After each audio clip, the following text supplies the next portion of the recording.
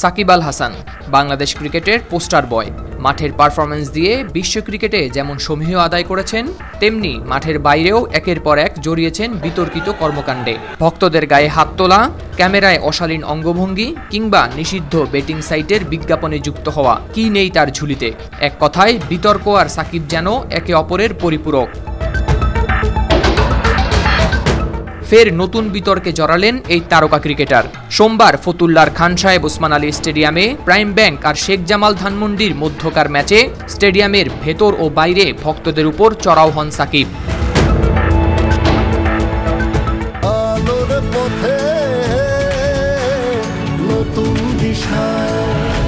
ঘটনার সূত্রপাত হয় ম্যাচ শুরুর আগে স্টেডিয়ামে প্রবেশের সময়।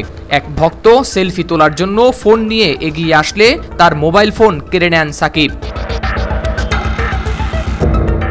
এই ঘটনার রেশ কাটতে না কাটতেই আবারও ক্ষুব্ধ হয়ে ওঠেন সাকিব।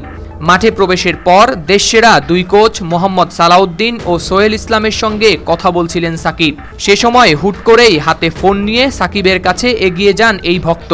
আবদার প্রিয় ক্রিকেটারের সাথে একটি সেলফির, কিন্তু সাকিব ব্যস্ত প্রিয় গুরুদের সাথে গভীর আলোচনায়, তাই নিষেধ করে দিলেন সেই ভক্তকে। কিন্তু ভক্তের কি আর মানা শুনলে চলে? প্রিয় ক্রিকেটারের সাথে সেলফি তোলার সুযোগ কি আর বারে বারে মিলে? কথা না শোনায় ভক্ত, সাকিবও হয়ে ওঠেন ক্ষুব্ধ। তেড়ে যান সেই ভক্তকে মারতে, তা ধরা পড়ে যায় মাঠে উপস্থিত গণমাধ্যমের ক্যামেরাতে। শেষমেশ সেই ভক্তকে বের করে দেন মাঠ থেকে। সব মিলিয়ে ম্যাচের আগে বেশ আগ্রাসী ভূমিকায় দেখা যায় বিশ্বসেরা এই অলরাউন্ডারকে। অবশ্য এটি সাকিবের ক্যারিয়ারের প্রথম ঘটনা নয়, তার পুরো ক্যারিয়ারে যেন বিতর্কময়। 2010 সালে ভারতের বিপক্ষে সিরিজের চতুর্থ ম্যাচে ব্যাট করার সময় যার প্রথম শুরু হয়, সাইড স্ক্রিনের পাশে দর্শকের নড়াচড়া তার মনোযোগের বিঘ্ন ঘটায়। ক্রিজ ছেড়ে বাউন্ডারি লাইনে তেড়ে আসেন সাকিব, ব্যাট উঁচিয়ে হুমকি দেন ওই দর্শককে। এরপর ঠিক 3 বছরের মাথায় 2013 সালে এক দর্শক অটোগ্রাফ চান, কিন্তু সাকিব দিতে অস্বীকৃতি জানান। মনক্ষুণ্ণ সেই দর্শক করে ফেলেন কটূক্তি।